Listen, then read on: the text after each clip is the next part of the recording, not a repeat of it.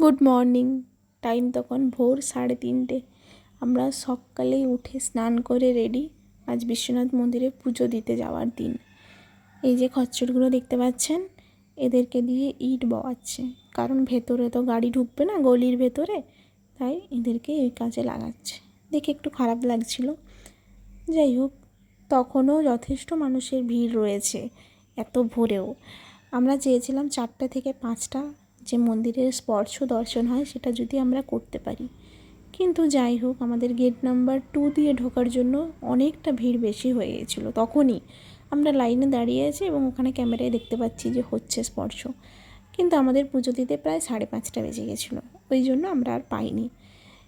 আমরা এখন সকাল 6টা বেরিয়ে যাচ্ছি, তখনই কতটা বেশি লাইন হয়ে গেছে, মানে এনাদের পুজো দিতে কত লেট হবে। যাই হোক, আমরা রুমে যেয়ে একটু ফ্রেশ হয়ে আবার বেরোবো।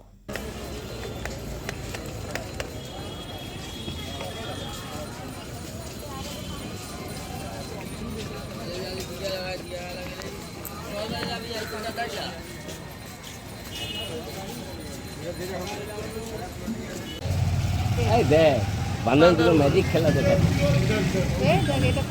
ওইটাই তো দেখাচ্ছে। ম্যাজিক খেলা দেখে। এই ব্ল্যাক কালারের স্কার্টটা মা আমাকে জয়পুর থেকে এনে দিয়েছে। মারা যখন রাজস্থান গেছিলো, আমার খুব পছন্দ হয়েছে, তার সাথে আমি এই টপটা ফ্লিপকার্ট থেকে অর্ডার করেছিলাম। যাই হোক, আমরা রুমে একটু গিয়ে ফ্রেশ হয়ে একটু বসে তারপরে আমরা আবার গাড়িতে করে বেরিয়ে গেছি লোকাল সাইট সিনের জন্য। তার মধ্যে আমরা ফার্স্ট গেছিলাম কাল ভৈরব মন্দির। দেখুন কি সুন্দর এক কালারের বাড়ি, আর বেনারস মানেই তো প্রচুর শাড়ির দোকান, ওই জন্য রাস্তার প্রচুর শাড়ির দোকান আমরা পেয়েছি। এরপর আস্তে আস্তে আমরা পুজোর জন্য সামগ্রী নিয়ে নিয়েছি। কাল ভৈরব মানে সর্ষের তেল দিতে হবে, কালো তাগা আর ফুলের মালা। তারপরে আমরা লাইনে দাঁড়িয়ে আছি, লাইন মোটামুটি ঠিকঠাকই ছিল, আমরা মোটামুটি আধ ঘন্টার মধ্যে দর্শন হয়ে গেছে।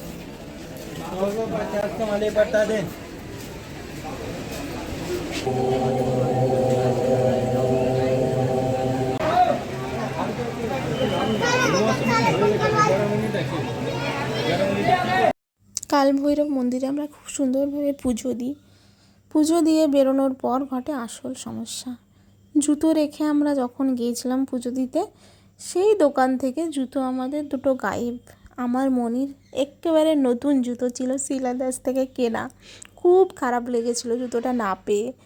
যাই হোক, ওনার মালিক খুব ভালো ছিলেন, আমরা সিসিটিভিতে দেখতেও পেয়েছিলাম। আমরা জুতো রাখার 2 মিনিটের মধ্যে দুটি বিহারি মধ্যবয়স্ক মহিলা আমাদের জুতো পরে গায়েব হয়ে গেছে। উনি আমাদেরকে দয়া করে জুতো কিনে দেন, মালিক খুব ভালো ছিল। যাই হোক, তারপরে আমরা খাবার ব্রেকফাস্ট করে আমরা যাচ্ছিলাম নমঘাটের দিকে।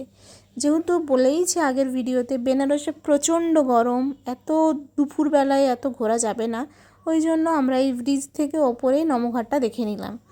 নিয়ে তারপরে আমরা নমঘাট থেকে যাই সারনাথের জন্য। সারনাথের ডিটেলস হিস্ট্রি তোমরা শুনতে পাবে, দেখে নাও।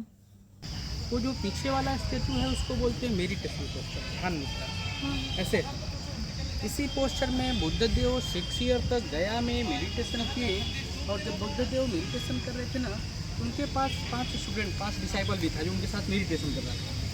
पर जब बुद्धदेव ने सुजाता के हाथ से खीर खा लिया, पायस खा लिया, तो उनका डिसाइपल उनसे गुस्सा हो गया, क्योंकि जो भगवान बुद्ध थे उन्होंने डिसीजन लिया था कि मैं मिनिमम भोजन पे मेडिटेशन करूँगा, जिसको उन्होंने तोड़ दिया। उनका डिसाइपल उनको छोड़कर वो यहाँ सारनाथ आ गया। पर तब वो सारनाथ ही क्यों आया? वो तो कोलकाता भी आ सकता था।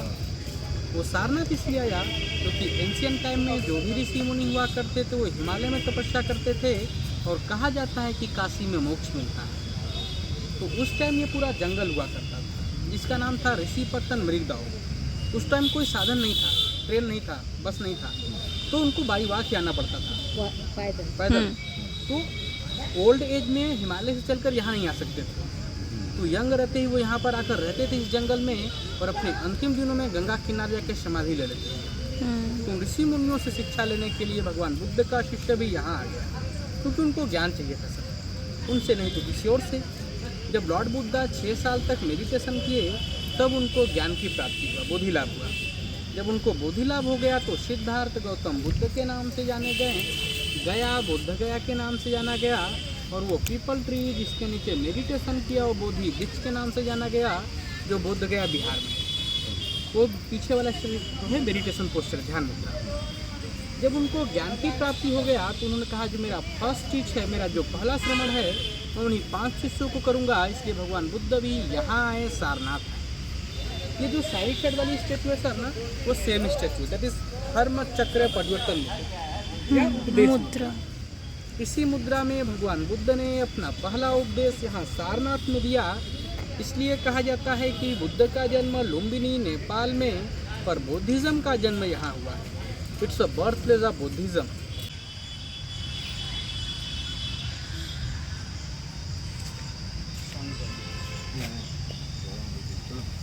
তো ঠান্ডা মস্তিষ্ক। আমাদের গাইডের থেকে যা হিস্ট্রি শুনলে, গাইড যথেষ্ট ভালো ছিল, খুব ভালো মানুষ। তো তারপরে আমাদেরকে সব কিছু ডিটেলসে বলেছে, এবং এই জায়গাটা এত ঠান্ডা, মানে গরম মনেই হচ্ছে না। খুব সুন্দর লেগেছে আমাদের ওয়েদারটা, স্পেশালি এত গরমের মাঝেও। তো এবং উনি প্রচুর আমাদের ফটো তুলে দিয়েছেন, যেটা আমাদের ফটোই তোলা হচ্ছিলো না, এত গরম ইচ্ছেই করছে না ফটো তুলতে। এবং এখানের এই যে শাপলা ফুলগুলো, এটাও সুন্দর লাগছিল দেখতে। তারপরে আমরা গেছিলাম শাড়ি দেখার জন্য। এখানে নিজের হাতে শাড়ি বুনছেন, এই যে দেখতে পাচ্ছেন কি দেখাচ্ছে, সব কিছুতে টাকা টাকা। যাই হোক, আমরা টাকা দিইনি, কেন দেবো ফালতু। তারপরে আমরা দেখলাম যে এই যে ঝুলে বসে পড়ে উনি শাড়ি বুনছিলেন সিল্কের। তারপরে আমরা শাড়ি কেনার জন্যও ঢুকি এবং শাড়ি কিনেওছি। আমি আর মনি দুটো শাড়ি কিনেছি, এগুলো পিওর সিল্কের ছিল। তোমরা বলো কোন কালারটা বেশি সুন্দর লাগছে এবং কোনটা তোমাদের বেশি পছন্দ হচ্ছে।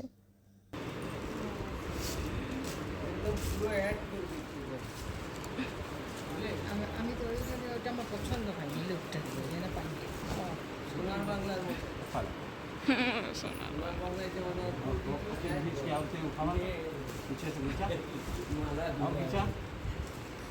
না না ভালো কোয়ালিটি এদের ঠিক। আমরা দুজনে দুটি শাড়ি কিনে আমরা নেক্সট ডেস্টিনেশন যাই ভারত মাতার মন্দির, যেখানে এখনও রিনোভেটের কাজ হচ্ছে। এখানে রয়েছে একটি ভারতের মানচিত্র, যার মধ্যে বিভিন্ন অঞ্চলের বিভিন্ন দেশের কোন জিনিসটা বিখ্যাত, কোনখানে কোন নদী বয়ে গেছে, কোথায় কোন সমুদ্র রয়েছে, কোথায় পাহাড়, কোথায় বরফ, সব কিছু সুন্দরভাবে দেখানো আছে। এই যে রিনোভেট হচ্ছে দেখতেই পাচ্ছেন আপনারা। তারপরে আমাদের ওখানে রুমে ফিরে যাই, নিয়ে আমরা লাঞ্চ করি, রেস্ট করি। বিকেলে রেডি হয়ে সেদিনের আমাদের প্ল্যান ছিল আমরা সামনে থেকে বসে গঙ্গা আরতি দেখব। ওই জন্য আমরা সামনে যথেষ্ট ভালো জায়গা পেয়ে বসেও ছিলাম গঙ্গা আরতি দেখার জন্য।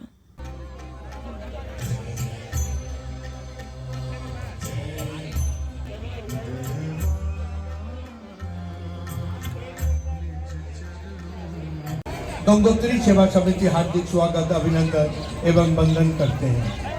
अतिथिगण, अब से कुछ ही देर में 5 आचार्यों द्वारा माँ भगवती गंगा का संकल्प पूजन होगा। तत्पश्चात माँ गंगा की आरती। মেঘ কালো হয়ে এসে ঝমঝমিয়ে বৃষ্টি নামে, সবে গঙ্গা আরতি শুরু হয়েছে। श्री कृष्ण गोविंद हरे मुरारे हे नाथ नारायण वासुदेव। श्री कृष्ण गोविंद हरे मुरारे हे नाथ नारायण वासुदेव। एक नाथ स्वामी सखा हमारे, स्वामी सखा हमारे हे नाथ नारायण वासुदेव। श्री कृष्ण स्वामी सखा हमारे हे नाथ नारायण वासुदेव।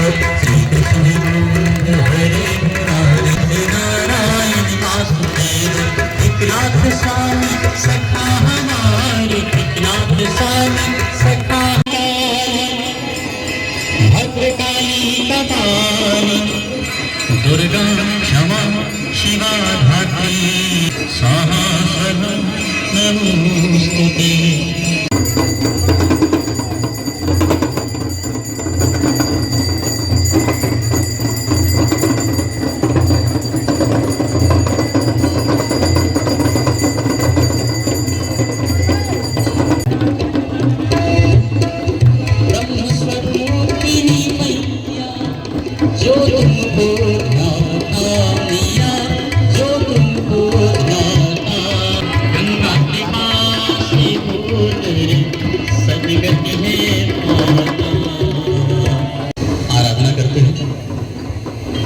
मैया के द्वारा शिव तांडव गाता हूँ।